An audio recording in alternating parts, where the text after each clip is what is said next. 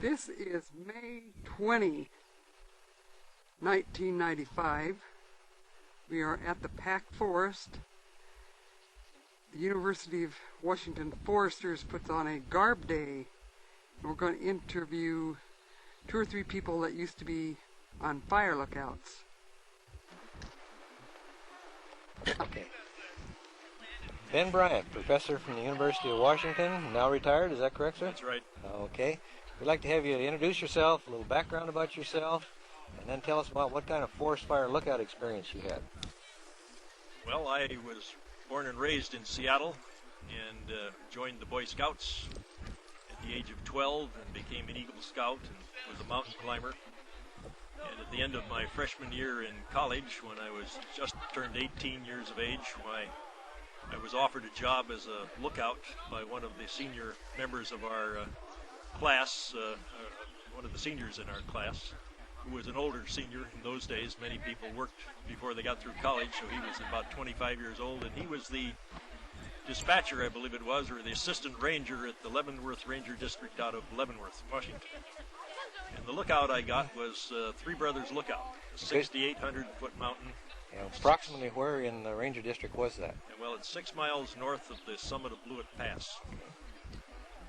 And I was told I needed a car, so I had to scrounge around and bought a $40 car, 1927 Chevrolet Coupe. And with the remaining money I had left over from my freshman year in college. But when I got there, I found I didn't need a car. So I parked the car, and the Forest Service packer packed me to my lookout 6 miles up the trail. And what summer was that? That was the summer of 1941. And we spent one night out going up there because we got started late. And I was on the lookout for 6 weeks before I saw another soul. Had you had any training to use the lookout, forest finder, anything, any of the equipment there? Did you have any training to learn to use that stuff? As a matter of fact, in our freshman year, old Dean Winkenwerder gave us a course in general forestry, and part of that course was learning about the rangefinder. Okay. And of course, I knew about map reading and things of that type. I don't recall that we had any special instructions. What sort of communication did you have with Leavenworth headquarters? Had a ground line telephone, no radio. The lookout was bolted to the top of the mountain, anchored by 4 cables. On one side was a sheer cliff, and it looked right over toward due west to the summit of what's the mountain at the end of Ingalls Creek, I believe it. Well, no, Icicle River. Okay. Icicle Peak. I think it was Icicle Peak, 77,000-foot mountain, which years later I had a chance to climb. I got my water by hiking down with a backpack can about a quarter of a mile to a little spring that resulted from melting snow. And I had enough snow to keep a ham that I had cold for a while, till the blowflies got at the ham, and it turned to a bunch of maggots, and then I was without meat for a while. I tried to make a pet out of a chipmunk till he started messing my sugar bowl, and then I threw him out.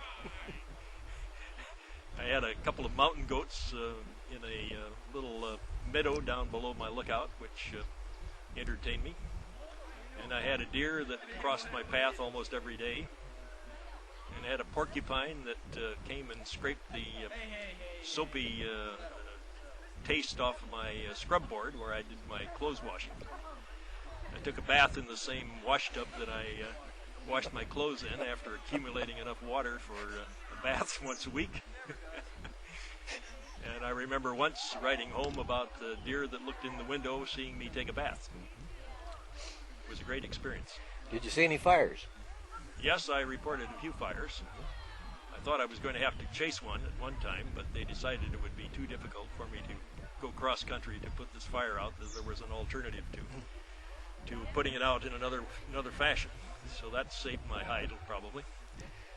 During your stay on that mountain, were you also a airplane watch person, or had that program started yet? No, the war hadn't started yet for the U.S. Okay. But I heard about airplanes from the old man who was an old man at that time. He was 65 years old, and he was a permanent summer lookout. My nearest neighbor, about 7 miles away. Whoa, The Ford trimotor airplanes would fly from Seattle to Spokane, I guess it was. Maybe they landed in Wenatchee. And every day they'd fly over his lookout and throw out the paper. And he only missed one day. He claimed picking up the paper because they overshot his lookout. What mountain? What mountain was he on? That was Tip Top. Do you remember the gentleman's name? His name was Kessler. I think Harold Kessler. And he and I were constantly on the phone. His son was the dispatcher. Another son was the guard station. At the guard station at the foot of Ingalls Creek. I spent a few days with him when I was brought down due to a rainy season, and I helped them swamp out a trail along the Icicle River, I think it was, or Ingalls Creek.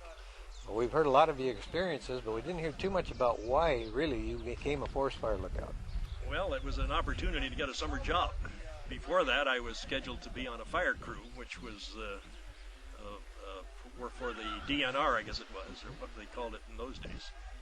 And I was plucked out of that, rescued from that experience by this fellow who offered me a job. I think his name was Chuck Tulloch, one of our alumni.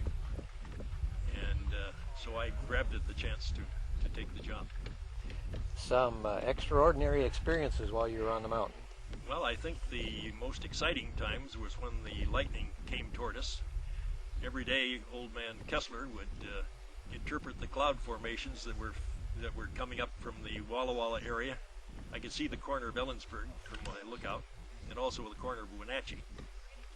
And he would try to guess where the lightning was going to strike, whether the lightning would come our way. And of course, I was instructed to count the seconds between the thunder and the lightning and the thunder to see how close it was. And if it was less than 5 seconds, I believe it was, I was to dive to the window and jerk the rope and disconnect my telephone so that it wouldn't bounce around my lookout and shatter the telephone line. And I heard some horror stories about other people that were blasted into their firefinders and had looked up and saw the end of a bolt of lightning coming right at them, and things of this type. So I was very conscientious about watching those seconds, grabbing the rope at the right time. Do you think that was a scare story to really get you on the job, or what? No, I think it was probably the truth. It worked in any case. Okay. Any other extraordinary experiences? Well, I think that all in all, I think I only had one visitor who was a friend of mine who came up to see me, and I have a picture of him carrying up a bundle of firewood for me. I had to go down to the tree line to catch firewood, and the only firewood I could get was dead branches from white bark pine that grew in that area. And I'll never forget one experience. I tried to split a piece of white bark pine that had interlocked grain, and I whacked the end of the piece with the axe, and it bounced right back at me and almost flew out of my hands. And that was an experience which I was able to interpret later as I got better educated into the properties of wood, properties and structure of wood. Well, sir, would you ever go back and do a lookout job again? I think it was a wonderful experience for me at that time in life. But you wouldn't do it again? Oh, I'd be happy to do it again. Would you? But now I'm too busy in retirement. Could you cook before you went up there? Oh, yes, I could cook. I'd been a good Boy Scout, passed all the appropriate merit badges, so I had no trouble cooking. I had a kerosene stove because I couldn't get enough firewood to use a wood stove. I think I had a wood stove also. Of course I had a wood stove, but most of the time I used a kerosene stove, 2-burner kerosene stove. Your lookout was primitive. I had propane. Did the loneliness bother you? Not at all. Not at all. I had a little bit of reading material. One of them was the biography of Theodore Roosevelt, which was a very inspirational book. And it was a great experience all the way around. Well, thank you very much, sir. Appreciate the opportunity to interview you. Thank you. It's a pleasure. Lookout. Who did you work for? We were working in Idaho for